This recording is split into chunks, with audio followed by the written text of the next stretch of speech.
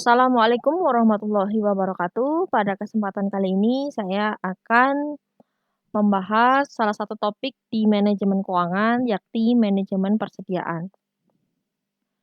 Nah, sub pokok bahasan yang akan saya bahas di video ini untuk manajemen persediaan yakni mencakup konsep dan arti penting manajemen persediaan, kemudian teknik penentuan jumlah pesanan atau order paling ekonomis, nanti akan kita bahas EOQ, lead time, reorder point, dan safety stock.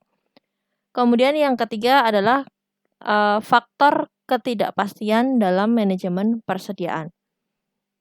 Nah, persediaan khususnya untuk perusahaan dagang dan manufaktur itu memainkan peran yang penting karena merupakan sumber penghasilan utama perusahaan yang dihasilkan dari penjualan produk yang dihasilkan perusahaan tersebut atau yang dibeli gitu ya, kalau dia perusahaan dagang.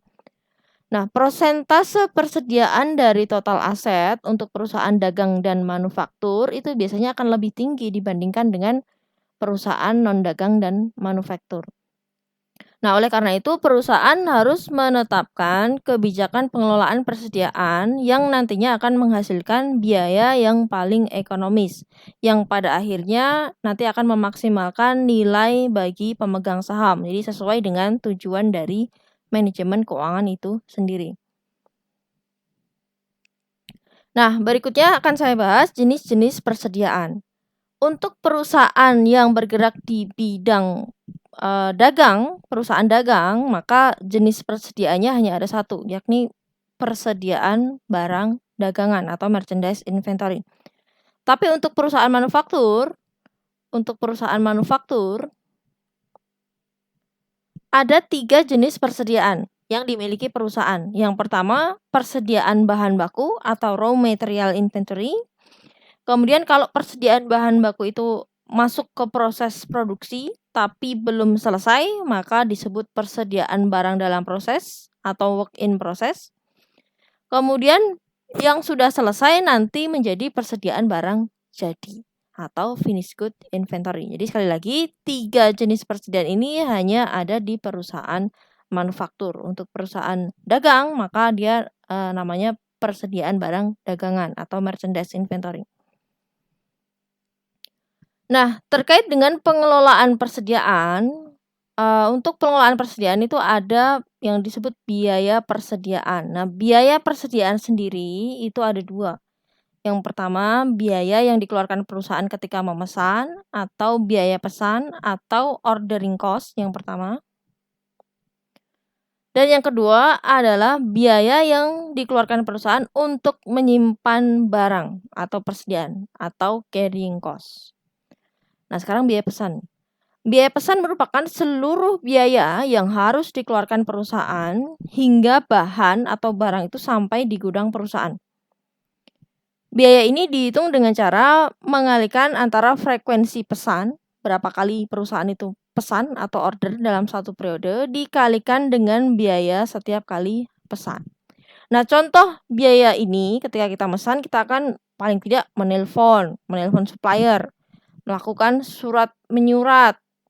Kalau email ya bisa dengan internet, biaya internet, kemudian biaya pengiriman barang, biaya angkut, bongkar muat barang, dan sebagainya. Itu merupakan biaya pesan. Kemudian yang kedua, biaya simpan, untuk menyimpan barang yang tadi sudah diorder. Nah, biaya simpan atau carrying cost itu merupakan seluruh biaya yang dikeluarkan untuk menyimpan barang atau bahan sampai dengan siap digunakan kalau dia produksi atau siap untuk dijual kalau dia perusahaan dagang. Nah, biaya simpan dihitung dari rata-rata persediaan yang disimpan dikalikan dengan biaya simpan per unit per periode. Contoh biaya simpan di sini misalkan kita menyimpan barang, maka kita paling enggak kalau ada gudang gitu kita mengeluarkan biaya listrik untuk gudangnya, untuk yang jaga gudang, untuk pengadministrasi gudang. Kemudian termasuk biaya kalau terjadi kerusakan pada persediaan yang kita simpan. Oke, jadi sekali lagi biaya persediaan itu ada biaya pesan atau ordering cost atau OC. Kemudian ada biaya simpan atau carrying cost atau nanti disebut kita singkat CC ya, carrying cost. Nah, biaya pesan atau OC dihitung dari berapa kali pesan atau bisa dihitung juga berapa kali pesan itu frekuensi pesan. Frekuensi pesan itu adalah dari kebutuhan total selama satu periode, misalkan 1 tahun, dibagi dengan setiap kali pesan berapa unit. Nah, itu nanti akan menghasilkan frekuensi pesan. Jadi sekali lagi, biaya pesan dihitung dari frekuensi pesan dikalikan biaya untuk biaya pesan untuk setiap kali order atau O. Kemudian biaya simpan CC itu dari rata-rata persediaan berarti Q dibagi 2 kalikan C. C itu merupakan jumlah biaya simpan per unit per tahun. Oke. Itu rumus biaya persediaan. Kemudian berikutnya di sini ada grafik.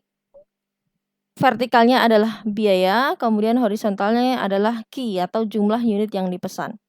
Nah, tadi yang terkait dengan biaya persediaan, ada biaya pesan, ada biaya simpan. Nah, perusahaan bisa saja melakukan melakukan penghematan biaya pesan. Kalau perusahaan mau menghemat biaya pesan atau meminimalisir biaya pesan, ya sudah, dia tinggal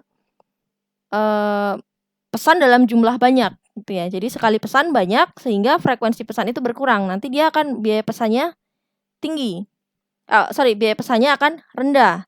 Tapi akibatnya kalau kita sekali pesan itu dalam jumlah banyak, maka persediaan itu akan menumpuk di gudang. Jadi akan banyak stok barang itu di gudang. Jadi kalau digambarkan biaya persediaan itu di garis ini adalah biaya simpan, kemudian garis ini adalah merupakan biaya pesan. Maka ketika kita memesan dalam jumlah sedikit, ketika kita memesan dalam jumlah sedikit, katakanlah ini adalah garis mendatar itu adalah Q, jumlah unit Q. Ketika kita memesan dalam jumlah sedikit, maka jumlah biaya simpan, kalau kita pesannya sedikit-sedikit, berarti stok di gudang juga sedikit. Maka biaya simpan dia akan kecil. Tapi biaya pesannya dia akan tinggi di sini. Sebaliknya, kalau kita memesan dalam jumlah banyak, jadi Q-nya semakin ke sini, semakin banyak katakanlah, biaya pesan dia akan semakin sedikit. Karena kita jadi jarang order, kita pesan dalam jumlah sekaligus banyak. Tapi akibatnya, seperti yang tadi saya bilang, gudang itu akan penuh dengan persediaan. Artinya biaya simpan dia akan tinggi untuk Q yang di sini. Total biaya persediaan digambarkan di garis ini, garis melengkung ini. Tapi ada satu titik di mana biaya persediaan itu paling rendah. Baik biaya simpan dan biaya pesan itu paling rendah. Itu ada satu titik pada kuantitas tertentu, Q tertentu, itu akan menghasilkan biaya simpan dan biaya pesan paling rendah. Nah, titik ini adalah titik pertemuan antara biaya simpan sama dengan biaya pesan. Ini akan menghasilkan total biaya yang paling rendah. Nah, Q di sini disebut sebagai economic order quantity atau tingkat pemesanan paling ekonomis. Kenapa disebut tingkat pemesanan paling ekonomis? Karena dia menghasilkan biaya paling rendah di sini, di satu titik di garis ini, total biaya persediaan dia paling rendah. Jadi sekali lagi,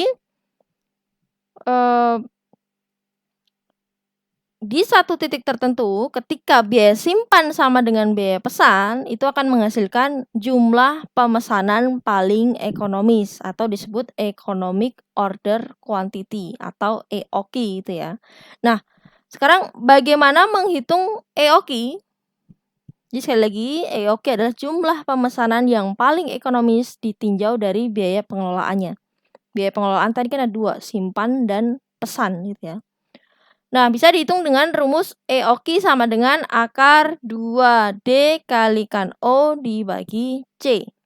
D tadi adalah jumlah kebutuhan barang selama 1 tahun dalam bentuk unit. Kemudian O itu adalah biaya order atau biaya pesan. Setiap kali order berapa dalam bentuk rupiah. Dan dibagi C. C-nya itu adalah biaya simpan atau carry gitu ya, carrying cost-nya per unit per tahun dalam rupiah.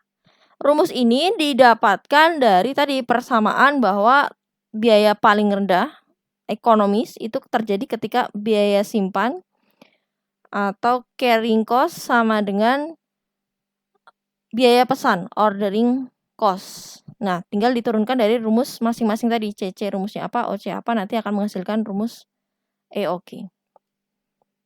Contoh.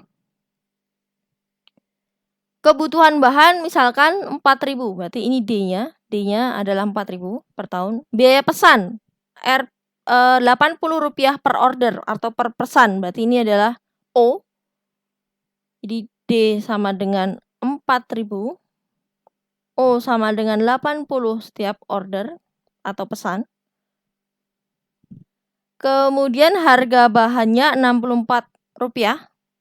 Biaya simpan 25% dari nilai rata-rata persediaan, berarti simpan atau carrying cost sama dengan 25%. Saya kalikan nilai rata-rata persediaan berarti dari harganya 64 atau ketemu 16 per unit per tahun. Berarti tinggal kita masukkan rumus. Dengan informasi ini kita bisa menghitung jumlah unit yang paling ekonomis untuk dipesan atau EOQ, Economic Order Quantity, sama dengan 2 kali D kali O per C. Akar dari 2DO per C atau sama dengan 2 akar 2 kali 4.000 kali 80 bagi 16. Ketemu 200 unit. Jadi 200 unit itu merupakan jumlah setiap kali pesan ke supplier yang menghasilkan biaya persediaan paling rendah. Itu EOQ. Kemudian berikutnya reorder point, ada titik pesan kembali, titik pemesanan kembali. Jadi kapan perusahaan itu harus memesan ulang bahan atau barang yang dibutuhkan. Nah, kalau barang atau bahan itu setiap kali pesan dia langsung datang, maka kita tidak perlu khawatir gitu ya, tidak perlu khawatir barang itu kita akan kehabisan barang gitu ya. Tapi misalkan dari barang kita pesan sampai dengan barang datang itu ada namanya waktu tunggu atau lead time. Jadi waktu tunggu atau lead time itu adalah waktu atau periode dari bahan dipesan sampai dengan bahan datang ke perusahaan, sampai masuk ke gudang perusahaan. Itu misalkan 3 hari. Maka pada kuantitas berapakah perusahaan harus melakukan pemesanan ulang atau ROP, reorder point? Maka cara menghitungnya adalah waktu tunggu tinggal dikalikan pemakaian bahan per hari. Nah, pemakaian bahan per hari bagaimana menghitungnya? Contoh misalkan dari case sebelumnya, misalkan 1 tahun 300 hari, maka kebutuhan bahan per hari bisa dihitung dari kebutuhan 1 tahun dibagi 300 hari atau 13,33 unit per hari. Maka reorder point berarti tinggal waktu tunggu atau lead time 3 hari kalikan 13,33 atau ketemu 40 unit. Jadi ketika stok di gudang itu tinggal 40, perusahaan harus melakukan pemesanan kembali kepada supplier. Jadi kita pesan katakanlah gudang sekarang tinggal 40, kita pesan sekarang, maka 3 hari kemudian barang baru datang. Pas 40 unit ini pas habis, pas juga barang yang kita pesan datang. Itu yang disebut konsep reorder point atau titik pemesanan kembali. Atau kalau bisa digambarkan grafik, katakanlah setiap kali pesan tadi 200. 200 unit ini bisa dipakai untuk berapa hari sih? Nah, kita bagi tadi per hari 13,33. Nah, ini nanti akan terpakai selama kurang lebih 15 hari. 15 hari. Kalau kita pesan di hari ke-15, jadi 200 unit ini katakanlah di hari ke-15, ini hari ke pertama atau ke-0 gitu ya. Jadi 200 unit ini bisa dipakai selama 15 hari. Tapi kalau kita baru pesan di hari ke-15, maka stok kita sudah habis. Stok kita sudah habis, tapi barang baru datang 3 hari kemudian. Ini di hari ke 18 misalkan. 3 hari kan, waktu tunggunya 3 hari. Nah, ini kalau pakai reorder point, kita bisa mengurangi resiko perusahaan kehabisan barang. Karena kalau kita baru pesan tanggal 15 sampai 18 ini kita akan stock out, kehabisan barang. Kenapa? Karena kalau kita tanggal 15 baru pesan, tanggal 18 dia baru datang. Jadi tanggal 15, 16, 17, 18 itu kita kehabisan barang. Oleh karena itu kita menggunakan konsep ROP, reorder point, titik pemesanan kembali. Jadi ketika tadi barang tinggal 40 di sini, kita melakukan pemesanan kembali. Jadi 40 unit ini setelah dihitung kebutuhan per harinya tadi bisa digunakan untuk 3 hari di sini.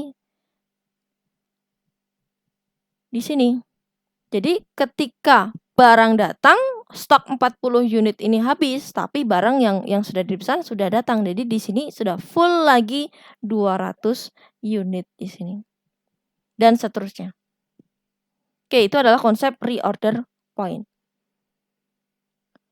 Berikutnya, menghitung reorder point, tapi misalkan perusahaan memiliki kebijakan untuk memiliki safety stock. Safety stock itu adalah kebijakan pengaman, persediaan pengaman gitu ya, persediaan pengaman. Jadi perusahaan mungkin antisipasi kadang itu penjualan itu naik turun, maka untuk antisipasi maka perusahaan mempunyai persediaan pengaman. Jangan sampai nanti ketika ada penjualan di hari-hari tertentu tinggi tapi kita kehabisan barang. Oleh karena itu perusahaan memutuskan katakanlah memiliki kebijakan safety stock. Maka reorder point kalau misalkan perusahaan memiliki kebijakan safety stock, maka tinggal tadi rumusnya sama tapi ditambahkan dengan safety stock yang diinginkan perusahaan. Jadi lead time kalikan pemakaian bahan per hari atau kebutuhan barang per hari tinggal ditambahkan dengan safety stock. Atau tadi dari 3 hari kalikan 13,33 ditambah 40 unit. Ketemu 80 unit. Jadi grafik yang baru ROP-nya itu adalah ketika titiknya 80 unit dilakukan pemesanan ulang. Oke, berikutnya perusahaan terkait dengan manajemen persediaan ini, perusahaan juga menghadapi resiko ketidakpastian. Apa itu resiko ketidakpastian? Ketidakpastiannya seperti ini. Kalau tadi di awal saya sebutkan, katakanlah waktu tunggu itu ditetapkan 3 hari, supplier janji barang itu kita pesan datang 3 hari. Tapi ada suatu kondisi di mana perusahaan itu menghadapi ketidakpastian gitu. Iya kalau datangnya 3 hari gitu. Bisa jadi dia terlalu cepat atau terlambat datang.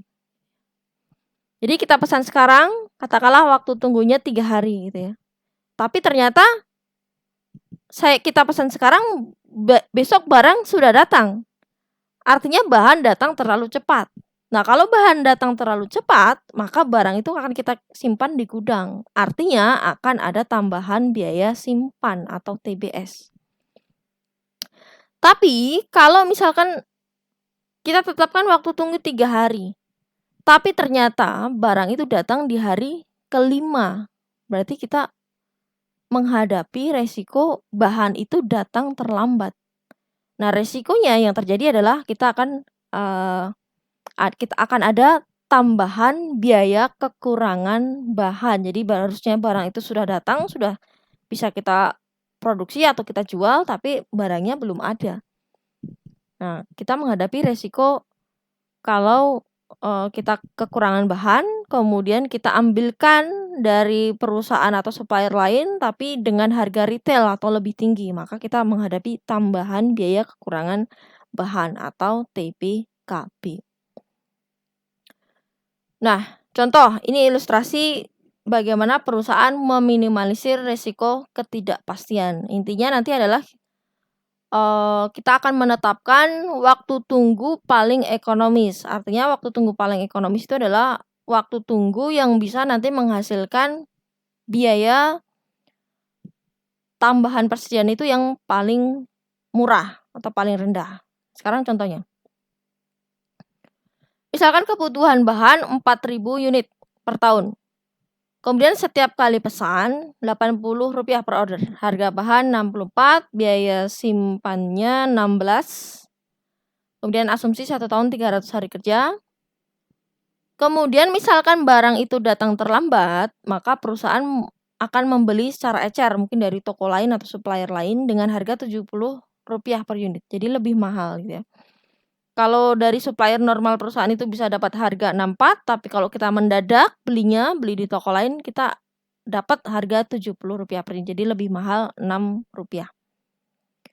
Kemudian dari pengalaman perusahaan, barang itu biasanya datang di hari ketiga atau hari keempat atau hari kelima setelah kita order. Itu yang biasanya terjadi di perusahaan dari pengalaman masa lampau. Jadi barang itu datang apakah 3 hari, 4 hari, atau 5 hari. Kemungkinan barang datang di hari ketiga setelah kita pesan ya, setelah kita pesan itu adalah 30%. Kemudian di hari keempat itu adalah 40%, di hari kelima 30%. Nah, bagaimana kita akan menentukan waktu tunggu yang menghasilkan biaya paling ekonomis? Nah, langkah-langkahnya kita hitung dulu, kita tetap menggunakan key-nya, jumlah pemesanannya itu adalah dengan EOQ, kita hitung EOQ dengan rumus yang tadi. Kemudian kita hitung biaya tambahan, baik kalau kekurangan bahan ataupun biaya simpan per hari. Kemudian baru kita hitung biaya persediaan total untuk masing-masing probabilitas, biaya tambahan gitu ya, tambahan biaya persediaan untuk masing-masing probabilitas. Kemudian baru menentukan waktu tunggu yang optimal. Nah, sekarang langkah pertama. Tadi ini sudah kita hitung. Jadi EOQ-nya adalah 2DO, akar 2DO per C. Atau 2 kali D-nya 4.000, O-nya 80, C-nya 16, ketemu 200 unit. Jadi kalau 1 tahun itu ada kebutuhan kita 4.000, kalau setiap kali pesan 200, maka akan ada 20 kali pesan atau 20 kali order dalam 1 tahun. Nah, langkah berikutnya adalah menghitung kalau misalkan bahan itu datang terlambat. Per hari kita kena charge tambahan biaya berapa gitu ya. Pemakaian bahan per hari 4.000, pemakaian bahan per hari dihitung dari kebutuhan bahan total dibagi jumlah hari 300, maka per hari itu kita butuh 13,33 unit. Barang datang terlambat 1 hari, maka akan ada tambahan biaya kekurangan bahan per harinya dari kebutuhan bahannya per hari 13,3 unit. Kalikan selisih harga bahan.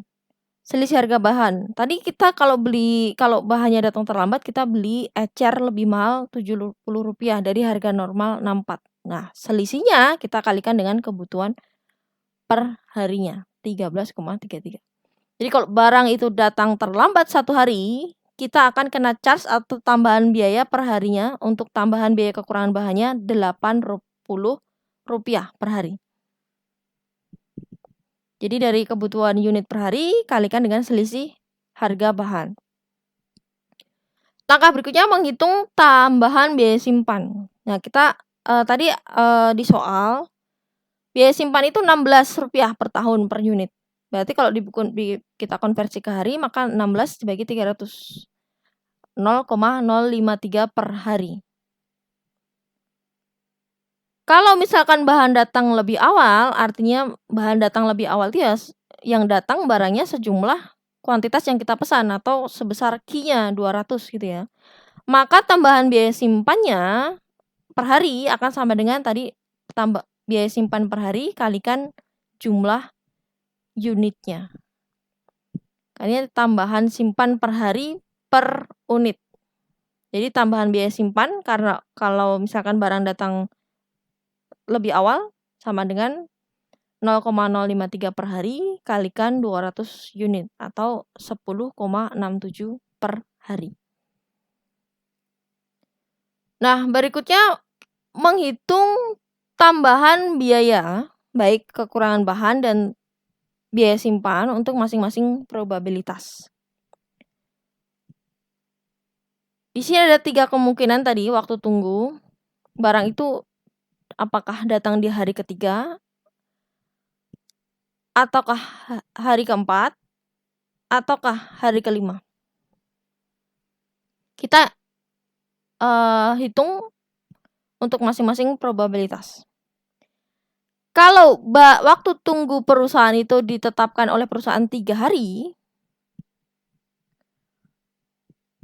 maka perusahaan hanya akan menghadapi biaya kekurangan bahan. Kenapa?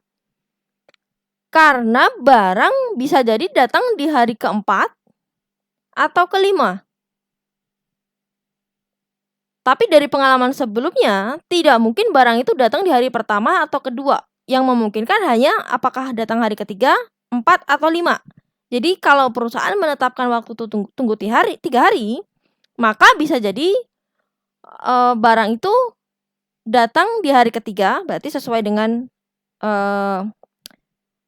ketentuan perusahaan tadi waktu tunggunya 3 hari tidak masalah. Tapi kalau barang itu datangnya terlambat, datang ke hari keempat dan kelima, berarti perusahaan menghadapi tambahan biaya kekurangan bahan.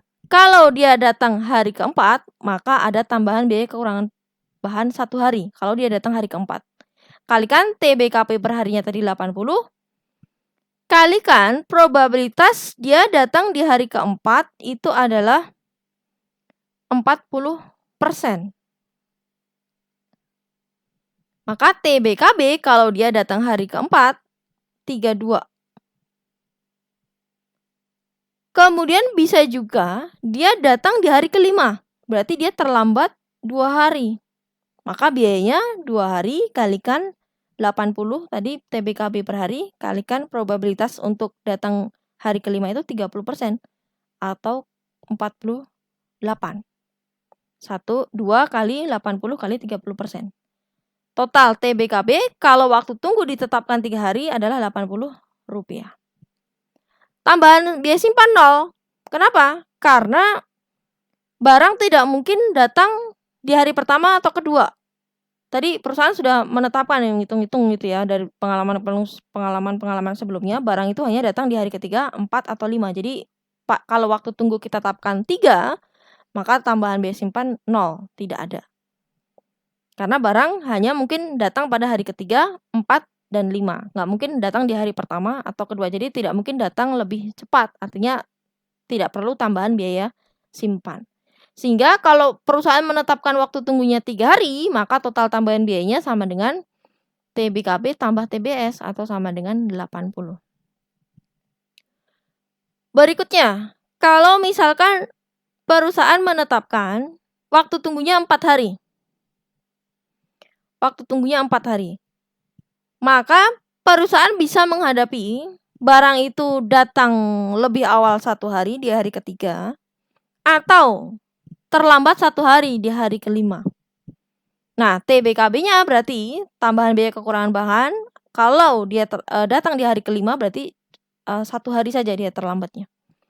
Kalikan 80 per hari tadi TBKB-nya kalikan probability datang di hari kelima itu 30%. TBKB 24 berarti. Kemudian kalau waktu tunggu ditetapkan 4 hari, perusahaan juga menghadapi resiko barang itu datang di hari ketiga tadi. Berarti lebih awal 1 hari. Jadi dia datang lebih cepat 1 hari. Berarti 1 hari kalikan biaya simpan per hari per unitnya tadi 10,67 kalikan probability dia datang 3 hari itu 30%. Berarti 3201. Berarti kalau waktu tunggu ditetapkan 4 hari, maka perusahaan akan nanggung total tambahan biayanya 27,2. Kemudian hari kelima, kalau yang terjadi adalah hari kelima, dia tidak mungkin datang di hari ke-6, 7 dan sebagainya, nggak mungkin, dan seterusnya gitu ya. Nggak mungkin datang di atas 5 hari karena dari pengalaman perusahaan tadi polanya 3, 4 atau 5. Berarti tambahan biaya kekurangan bahan ini tidak mungkin, ini tidak ada gitu ya. Yang ada adalah tambahan biaya simpan. Kenapa? Karena dia mungkin datang di hari ketiga atau ke hari ke-4. Kalau dia terlalu cepat 1 hari atau datang di hari ke-4, berarti tambahan biaya simpannya 4268. 1 hari kalikan biaya simpan per unit 10,67, kalikan probabilitas datang di hari ke-4 itu 40%. Kemudian kalau dia datang 2 hari lebih cepat, berarti di hari ketiga dia sudah datang, karena waktu tunggunya kan 5 hari. Kalau 2 hari lebih cepat berarti di hari ketiga sudah datang, maka dia terlalu cepat 2 hari. Kalikan biaya TBS per hari 10,67, kalikan probability datang di hari ketiga itu 30% atau sama dengan 6402. Di total biayanya adalah 11,03. 6,402 ditambah 4,268. Totalnya 11,03. Nah, berikutnya menentukan waktu tunggu yang optimal. Nah, waktu tunggu yang optimal adalah 5 hari yang dipilih. Kenapa? Karena menghasilkan tambahan biaya yang paling murah, yakni sebesar 11,03. Di sini. Kalau waktu tunggu ditetapkan 5 hari. Ini menghasilkan biaya yang paling murah. Nah, lihat di sini kalau dia 3 hari 80, 4 hari dia 27,2, kemudian 5 hari 11,03. Jadi 11,03 atau waktu tunggu 5 hari itu adalah yang paling optimal. Oke, berikutnya adalah bagaimana kalau perusahaan itu mendapatkan tawaran potongan pembelian. Jadi katakanlah kalau misalnya membeli dalam jumlah tertentu, perusahaan dapat potongan pembelian gitu ya. Nah perusahaan harus ngitung-ngitung nih.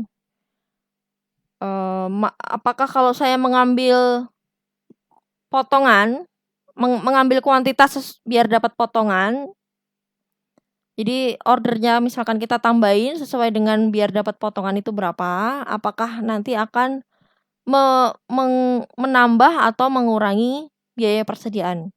Nah, sekarang contoh, langsung ke ilustrasi. Misal kebutuhan per tahun persediaannya 2.000, harga Rp20. Biaya pesan O 50, biaya simpan C per unit per tahun 5. Kemudian perusahaan dapat tawaran gitu ya. Akan diberikan potongan pembelian sebesar 3% kalau dalam 1 kali pembelian itu minimal 1.000 unit. Wah, 1.000 unit gitu ya. Nah, kita harus melihat nih apakah kalau kita ngambil potongan ini mengambil jumlah unit biar dapat potongan tadi misalkan beli minimal 1.000, itu lebih menguntungkan buat perusahaan. Kita analisis. Kita coba lihat. Kita buat perbandingan dulu. Kalau kita membeli dengan jumlah pemesanan yang ekonomis, kita tadi sudah belajar EOQ, Economic Order Quantity, jumlah pemesanan yang paling ekonomis. Nanti baru kita bandingkan dengan kalau perusahaan mengambil skema potongan tadi. Jadi katakanlah perusahaan sekarang itu kebijakannya sesuai dengan pola EOQ, karena tadi kan sudah terbukti dia menghasilkan biaya persediaan yang paling murah. Nah, sekarang kita lihat dulu kalau EOQ total cash outflow perusahaan berapa. EOQ setelah dihitung 2 akar 2 DO per CE ketemu 200 unit. Jadi frekuensi pesan 10 kali gitu ya, karena setiap pesan 200 unit. Harga bahan mentahnya berarti 200 unit, setiap kali pesan 200 unit, kalikan harga bahan baku per unitnya 20, kalikan 10 kali karena kita 10 kali pesan. Berarti untuk bahan bakunya kita mengeluarkan cash outflow-nya 40.000. Kemudian biaya pesannya tadi adalah dari D per Q kali O gitu ya. D per Q-nya tadi adalah 10 kali, D-nya 2.000 dibagi 200 kalikan O itu adalah biaya pesan O, Rp50. ketemu 500. Kemudian biaya simpan itu adalah Q per 2 kali C itu ya. Q-nya adalah kita pakai Q-nya EOQ 200 dibagi 2 kalikan biaya simpannya 5, ketemu 500. Ternyata dengan EOQ, dengan pola EOQ, biaya persediaan kita adalah 41.000 total cash outflow-nya. Nah, sekarang kita bandingkan kalau perusahaan mempertimbangkan tawaran potongan tadi. Maka harga bahan mentah itu dari 20 nanti dipotong 3%, jadi tinggal 97%. Katakanlah perusahaan membeli 1000 unit gitu ya, biar dapat potongan dia beli 1000 unit. Yang tadinya dia dengan EOQ itu setiap pesan hanya 200 unit, sekarang biar dapat pesanan kalau misalkan ambil 1000 unit gitu ya, biar dapat potongan. Maka frekuensi pesan jadi 2 kali. Dari mana? Ya dari D dibagi Q. D-nya tadi per tahun 2000 kebutuhannya dibagi setiap kali pesan katakanlah 1000. Nah, perusahaan berarti selama setahun itu hanya 2 kali pesan saja. Berarti harga bahan mentahnya sama dengan 2000 unit kebutuhan 1 tahun kalikan harga bahan bakunya, berarti ini 97% ini. Ini sudah 97%, 2000 kalikan 0,97. Ketemu 38.800. Kemudian biaya pesannya berapa kali dia pesan atau D per Q kali biaya pesan 50, berarti D per Q-nya adalah 2 kali tadi frekuensi pesannya. Kalikan O. O itu biaya pesan 50, temu 100. Kemudian biaya simpannya Q per 2 kali C, 1000. Biaya simpannya Q-nya kita pakai yang 1000, ini jadi Q yang baru kalau kita pakai potongan. 1000 dibagi 2 kali biaya simpannya 5, 2,5. Total cash outflow-nya 41.400. Nah, kita lihat perbandingannya. Ada 2 alternatif, ini kebijakan yang sudah ada di perusahaan, ini tawaran baru ini. Alternatif tawaran baru. Ternyata cash outflow-nya lebih kecil ketika kita pakai EOQ. Kita bandingkan ini. Kalau pakai EOQ, total cash outflow kita adalah 41.000. Tapi ketika kita mempertimbangkan potongan, maka cash outflow-nya setelah dihitung lebih tinggi, 41.400. Jadi keputusannya adalah dengan melihat perhitungan ini, maka keputusan perusahaan adalah tetap mempertahankan jumlah pemesanan sesuai dengan EOQ, yakni 200 unit. Atau dengan kata lain, perusahaan sebaiknya menolak tawaran potongan pembelian. Nah, di sini juga bisa kita lihat, ketika kita jarang pesan gitu ya, tapi jumlah kuantitas pesanan kita naikkan, tadi dari 200 EOQ ke 1000, kalau kita memanfaatkan tawaran potongan, biaya pesannya jadi rendah. Biaya pesannya jadi rendah dari 500 ke 100. Kenapa? Karena kita pesan dalam jumlah banyak. Artinya kalau kita pesan dalam jumlah banyak berarti kita jadi jarang pesan gitu ya. Jadi biaya pesannya jadi rendah. Jadi turun. Jadi turun dia. Tapi akibatnya kalau kita menyimpan dalam jumlah banyak, biaya simpannya efeknya bagaimana? Kita lihat. Wow, dari 500 ke 2,5. Semakin tinggi dia. Jadi itu adalah trade-off biaya pesan dan simpan. Tapi kita tadi punya rumus EOQ, yakni Economic Order Quantity, yang menghasilkan biaya persediaan paling murah. Oke, itu untuk materi manajemen persediaan. Saya kira cukup. Kalau ada pertanyaan bisa disampaikan via WhatsApp atau di kolom komentar. Terima kasih. Assalamualaikum warahmatullahi wabarakatuh.